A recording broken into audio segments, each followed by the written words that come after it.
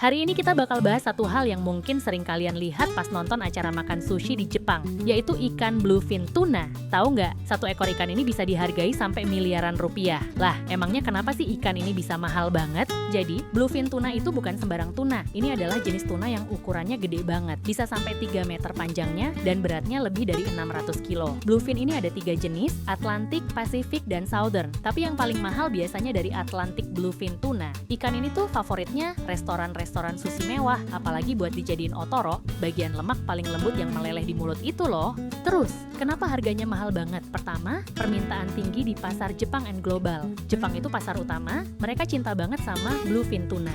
Di lelang pertama, tahun 2019, seekor tuna seberat 278 kg terjual di Tokyo, seharga 3,1 juta dolar. Ini kayak ajang pamer juga sih buat restoran. Bukan cuma soal rasa, tapi gengsi. Kedua, ketersediaannya terbatas. Bluefin tuna itu susah banget dibudidayain. Mereka butuh lautan luas buat migrasi ribuan kilometer, dan mereka nggak gampang berkembang biak di penangkaran. Artinya, kebanyakan yang dijual itu hasil tangkapan liar, dan itu makin langka sekarang. Ketiga, overfishing dan regulasi. Karena permintaannya tinggi, banyak nelayan nangkepin terus, akhirnya populasi bluefin turun drastis. Sekarang udah banyak regulasi internasional buat ngatur tangkapan bluefin. Ini bikin supply makin terbatas dan menjadikan harganya semakin naik. Keempat, proses penangkapan dan distribusi tangkapnya susah. Simpanannya juga ribet, harus dijaga suhu, kelembapan, dan pengemasannya. Terus, banyak juga yang diekspor hidup-hidup pakai teknologi canggih ke Jepang. Kelima, nilai budaya dan simbol status. Di Jepang, beli tuna mahal di awal tahun itu kayak simbol hoki dan keberuntungan buat bisnis.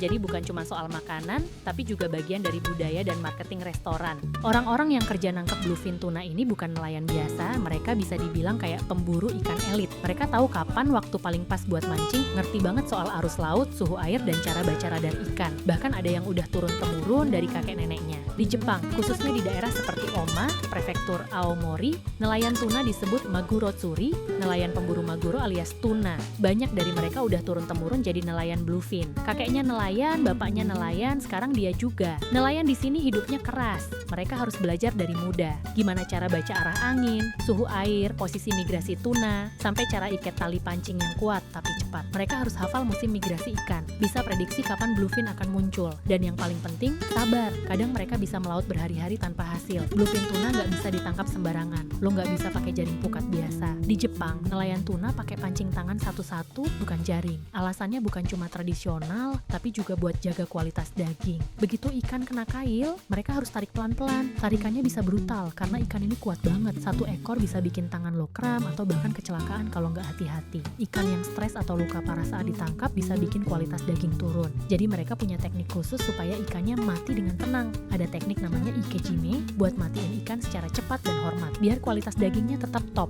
Jadi, kalau lu suatu hari lagi makan sushi, terus lihat ada tulisan otoro atau bluefin, ingat ya, itu bukan sekadar ikan.